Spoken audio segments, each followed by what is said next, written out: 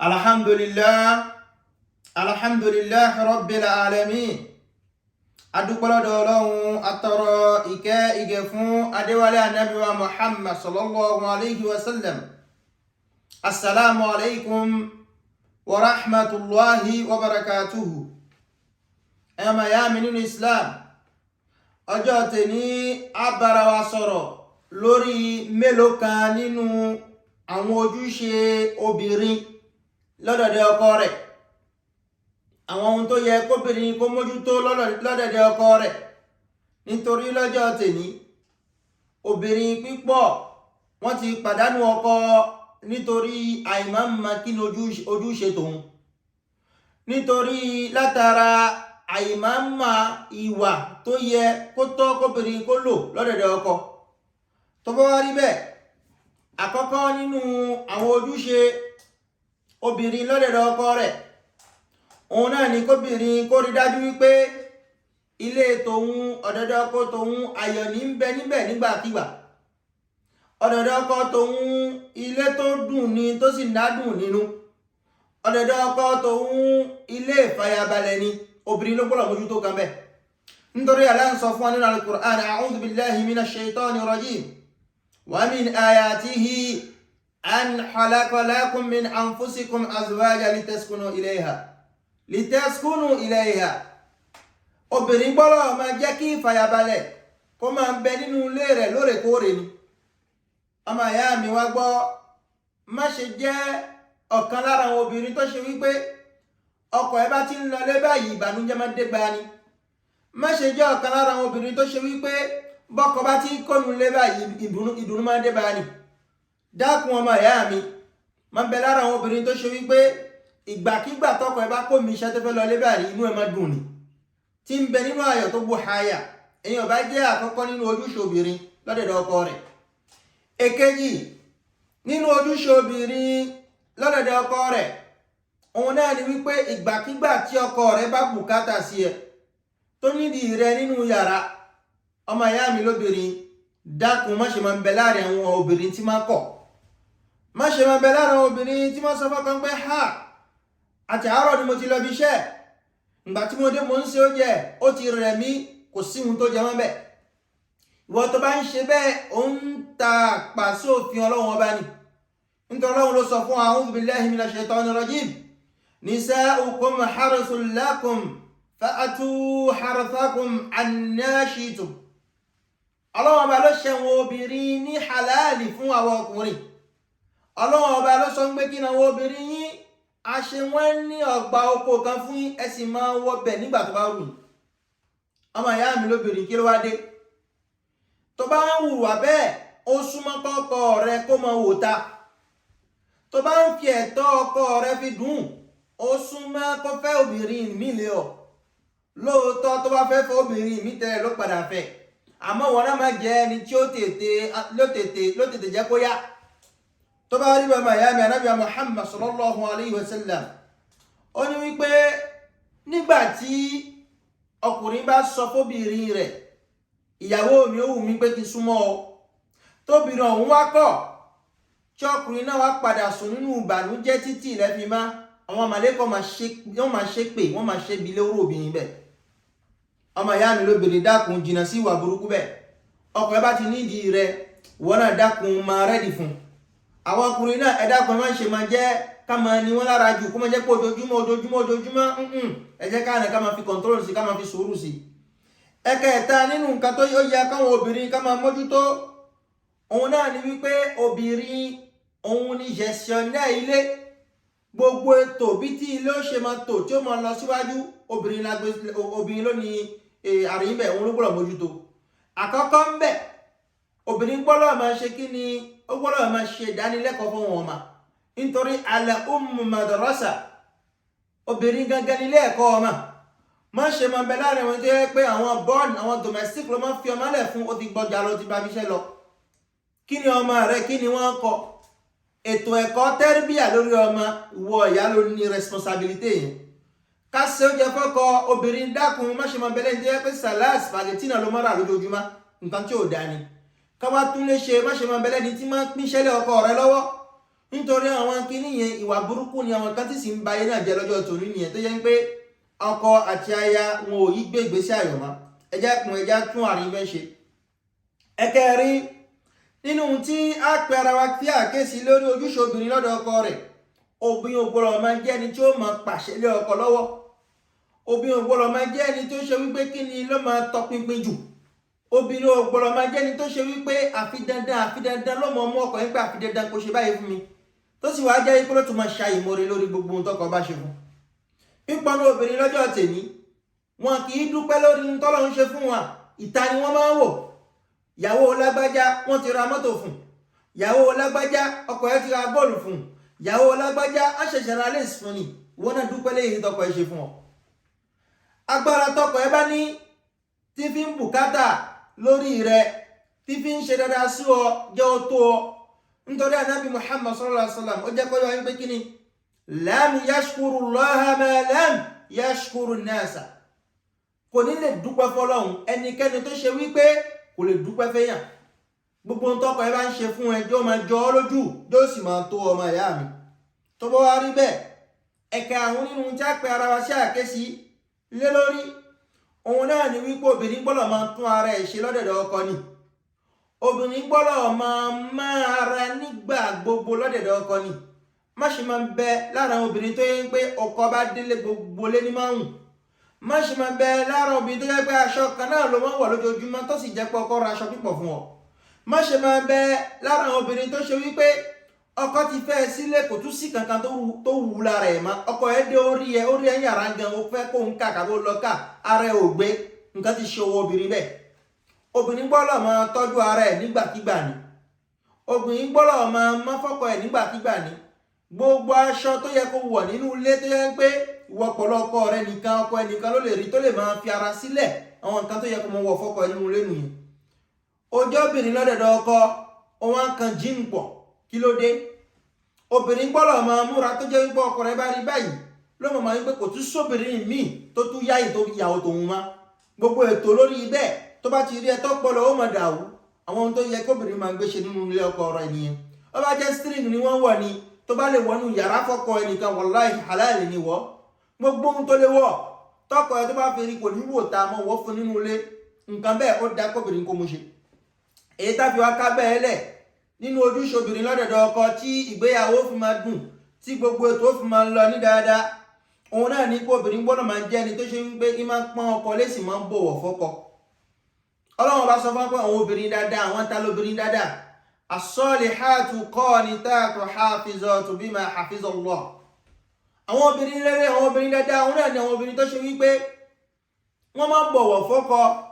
àṣẹ tọ́kọ bá pa wọ́n, òun náà máa tẹ̀lé, wọn kì í kọjá àlà òfin tọ́kọ wọn bá fún wọn. àwọn tatuwa ní obìnrin rere, àwọn obìnrin tó ṣe ń pé mú táwọn ọlọ́wọ́n ọba agbé sí wọn lára ń pẹ́ gbà fi pamọ́, wọn kì í ṣí síta. ọkọ wọn nìkan náà ló lè máa débẹ̀, òun náà ló sì lè máa ríran rìn. àwọn obìnrin tí máa ń para wọn, obìnrin mélòó ní para mọ́ lọ́jọ́ tèmi tí kò ṣe pé gbogbo ohun tó yẹ kọ́kọ́ kó rí ní yàrá ló ti ṣí síta fún ayé tí gbogbo yẹn ti rí lé rèé sòsì tàbí ní ìtàgbà tó ń lọ. ẹ̀yàn bàyá mi Islam ẹjẹ́ fún gbogbo wọn kìíní yìí ṣe. àwọn kìíní yóò máa jẹ́ ká máa gbé ní ìgbésí ayọ̀ àti ìdùnnú nínú àwọn fòayé wa, nínú àwọn ilé wa, tí a sì máa bẹ ní ẹni tí yẹn ń gbé ìdùnnú, ayọ̀, àlùbáríkà ń bẹ kúrò lójoojúmọ́. Ànábì Muhammad sallallahu alaihi wasallam ó jẹ́ kó yẹn pé law kunta amiran ahadan an yasjuda li ahadin la amartu al-mar'ata an tasjuda li zawjiha. tó bá ṣe wípé Ọlọ́run gbà mí láyè ni ń pé kí n pààyàn kan láṣẹ nínú ẹ̀dá pé kó máa forí kanlẹ̀ fún ẹ̀dá mi ẹlẹgbẹ́ rẹ̀, èmi Ànábì Muhammad sallallahu alaihi wasallam mi ìbá pọ̀ obìnrin láṣẹ pé kó máa forí kanlẹ̀ fọ́kọ rẹ̀. kí ni ohun tí a fẹ́ ló bẹ̀? òun náà ní pé obìnrin gbọ́dọ̀ ní tẹríba fọ́kọ, obìnrin gbọ́dọ̀ máa bọ̀wọ̀ fọ́kọ, obìnrin gbọ́dọ̀ máa ń pé tọkọ láṣẹ. tó bá rí bẹ́ẹ̀ máa yá mi nílùú òyìnbó lóbìnrin, ẹ̀gbọ́n mi, ọ̀rẹ́ mi, àbúrò mi lóbìnrin nílùú òyìnbó, ẹ má ṣe jẹ́ kí approche Jean, kí parité, kí modernité kó tànjẹ́ bá wa, kó wá fi wá bá wọn fò ayé wa jẹ. lọ́jọ́ tèmi pípọ́n obìnrin yálà wọ́n pàdé ẹ̀ l'Amẹ́ríkà ní kàbí nílùú òyìnbó ní Europe ní, kàbí wọ́n gbé ẹ̀kọ́ l'Áfíríkà wá, ẹ má di ọ̀gá lé ọkọ lọ́wọ́ ni ẹ má pàṣẹ fọ́kọ ní nítorí la loi vous autorise à faire un certain nombre de choses ẹ má wá di karamba nímọ̀ ọkọ lọ́wọ́ ẹ má gba dé ọkọ ẹ má fẹ́ sọ fún ọkọ pé ká di obìnrin lábẹ́ ẹ̀yìn nǹkan burúkú ni ìbáàjẹ́ lóyìnbó ló wà ìbáàjẹ́ Áfíríkà ló wà tọkọ làṣẹ ọkọ wo la wá ń sọ ọkọ tó rí ẹ pé ni o ọkọ tí òyìn ní obìnrin lára ń sọ o ọkọ tó máa ń pé obìnrin ò kì í ṣe ẹrú òun là ń sọ bọ́kọ ẹ bá ń tọ́jú ẹ ń rẹspẹtẹ ẹ ń fún ẹ lọ́wọ́ rẹ ń ṣe gbogbo ohun tó yẹ kó ṣe lórí rẹ kí ló wá dé tó ń wá lù àkànkiri lónìí pípọnú obìnrin ọkọ bá ti ṣe wàhálà lórí wọn bùṣe nílùú èyìnbó àwọn náà máa ń pe ọlọ́pàá fọkọ àwọn náà máa ń sọ fọkàn pé kò gbọdọ̀ gbénú ilé náà máa gbalé náà lọ́wọ́ àwọn náà máa ń ní ọkùnrin lára tọ́bọ̀ wá rí wẹ́mọ̀ ìyá mi gbogbo wàhálà tí ó bá dé bá òwò àtọkọ rẹ ẹ dákun ẹ sowọ́pọ̀ kẹ parí ẹ nínú ilé fa aslihu ẹ parí ẹ nínú ilé innamal mu'minuna ihwa fa aslihu bayna akhawaykum wattaqullah gbogbo wàhálà tí ó bá dé bá yín nínú ilé lọ́kùnrin lọ́kọ láya ẹ parí ẹ ní àárín ara yín ẹ má ṣe jẹ́ kó ràn síta ẹ má torí pé ọkọ lágbájá ṣe yìí fún ó ṣe tọ̀hún fún ẹ má sì tó torí pé la loi m'autorise afẹ́ sà kí wọ́n wá ní ọkọ lára kódà gbogbo obìnrin tó bá ṣe bẹ́ẹ̀ kò ní bọ́jú orí Ọlọ́run bá pàdé ẹ̀yin ọba jẹ́ nǹkan níwọ̀nba èyí ta sọ pé ká pe ara wa sí àkéésí lórí ẹ̀ Ọlọ́run kó dákun kó wá kọ́ gbogbo àmọ́ ṣe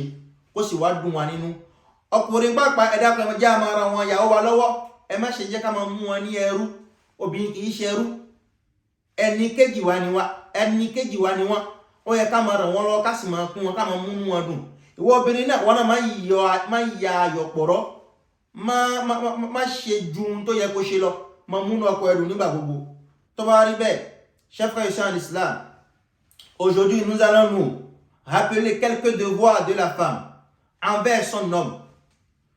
Le premier des devoirs dont nous allons nous parler aujourd'hui, c'est que la femme a le devoir de créer une atmosphère plaisante à la maison. Pour qu'il y ait harmonie, joie dans le foyer, la femme a une grande responsabilité. Car Allah nous a dit, Liteskunu ilayha. Allah nous a dit, la femme a cette responsabilité. Elle doit créer cette atmosphère de joie, d'ambiance dans la maison. Ne sois pas parmi les femmes. Lorsque l'homme sort, en voulant rentrer, il devient malheureux. Et ce n'est que lorsqu'il veut quitter la maison pour sortir qu'il devient heureux. Ce n'est pas une bonne chose. Tu es une mauvaise femme. Le deuxième point, lorsque ton homme a besoin de toi dans le lit, il ne faut pas refuser. Car c'est son plein droit. Mais toi aussi, homme, n'exagère pas. Il ne faut pas passer à la 3 fois par jour et pendant tous les jours. Ça, c'est suicidaire. La femme n'est pas une machine. Et soyons compréhensibles et communiquons assez. Le prophète Mohammed sallallahu alayhi wa sallam nous dit, lorsque Marie invite sa femme à passer à l'acte dans le lit et que cette femme refuse, peu importe les prétextes, ok, et que l'homme là dort cette nuit malheureux, les gens seront en train de maudire cette femme jusqu'à l'aube. Qu'Allah nous en préserve. Le troisième point important, c'est que la femme a la responsabilité de gérer le foyer, l'éducation des enfants, la cuisine, la propreté de la maison, c'est la responsabilité de la femme. Mais on ne dit pas que l'homme ne doit pas assister ou aider sa femme. Non, l'homme aussi doit être compréhensible, assister sa femme dans les tâches. Mais ne sois pas cette femme-là qui impose à l'homme, c'est à toi de nettoyer tel endroit, c'est à toi de balayer ici, c'est à toi de faire ci, c'est à toi de laver les enfants lundi, mardi, mercredi. C'est pas bien. La femme a cette responsabilité de s'occuper des enfants. Car al-ummu madrasa, elle doit éduquer les enfants. Chers frères et sœurs en islam. Chers sœurs en islam, le quatrième point important, c'est que la femme ne doit pas être trop exigeante.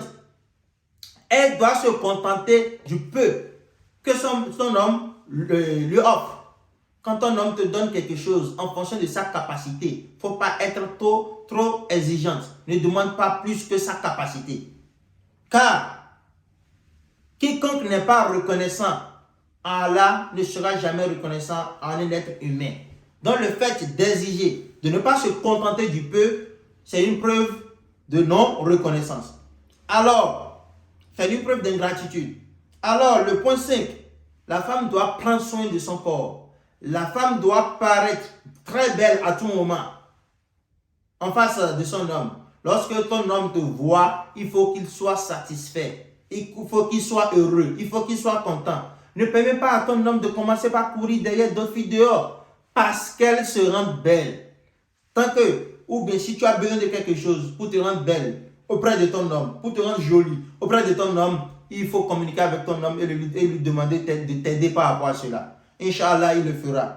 Alors, chers soeurs en islam, le dernier point, c'est l'obéissance.